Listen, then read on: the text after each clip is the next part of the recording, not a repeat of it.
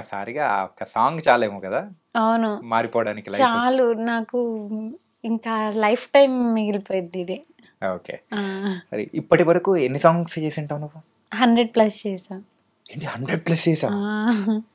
Oh my god! మొన్న Kohli century కొట్టాడు. నువ్వేమో ఎప్పుడో సెంచరీ ఇప్పుడే కొట్టేసావు. కొట్టేసిన. ఓకే. ఇంతకు ఫస్ట్ సాంగ్ ఏంటి? ఫస్ట్ సాంగ్ నాది యాక్చువల్లీ 'తేరీ మేరీ కథ'. హ్మ్. ఆ 10th అయిపోగానే ఆ సాంగ్ చేసిన నేను. అ అక్కడితో నా జర్నీ స్టార్ట్ అయింది. హ్మ్. ఏంటి ఎగ్జామ్స్‌లో అంటే ఎగ్జామ్స్ అయిపోయాయి. అయిపోయినాయి ఇంకా ఇంకా. సరదాగా అని చెప్పి చేసావా ఎలా?